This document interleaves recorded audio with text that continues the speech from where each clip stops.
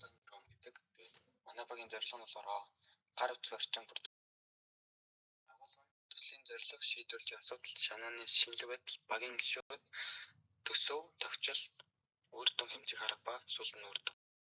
Юуны төлөвлөж явах сурагчдад гар утсаа орчуулж амьд харилцаанд орох боломжийг олгох.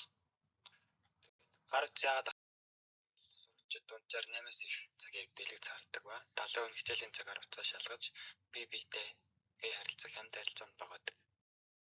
Сурагч илүү өгч боломжтой нэрэн дор 4 ерөнхий гаргаж үзэж байгаа. Анхаарал төвлөрөх сайжрын стресс хөтөлцөн ачаал буурна. Нийгмийн харилцааг үнэхээр нь өөрийгөө удирдах дадал төлөвшнө. Ердийн орчинд юугаар өөрөө гар утсаа хадгалах сигнал хүрээ горимтэй хамтын болон ганцаарсан хэрэглээг хоцлоосон үеийн хэлбэр хэрэглээний өглөөр үр дүн тогтмол хэмждэг.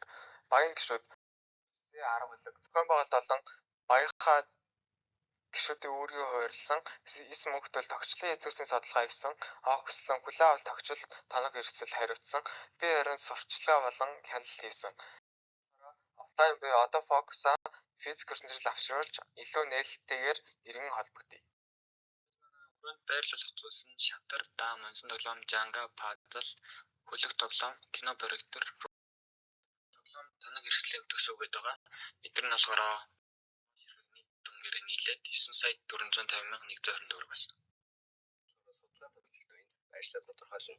Худалдаа авалтай, 2 дахь худалдаа авалтай, өрөөгөө төгчөд худалдаа авалтай, 3 дахь өргөн төгчлөлтэй, 4 дахь нээлт сурчлагаа хийн.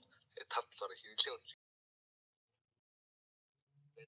Хүлээлгдэж буй үр дүн анхаарал төвлөрсөн сайжрын үзэж байгаа. Хэлэлцээ хугацаанд буурна гэж үзэж байгаа. Нийгэмшлийн чадварын сайжрах гэж үзэж байгаа. Эцсийн дүндээ офлайн рүүмээс сурагчлах гар утсаас ухаалгаар зайлсхийж өөрөөтөө болон бусдтайгаа илүү дотны харилцаа тогтоох дадал зуршил төлөвшүүлэх зай бүр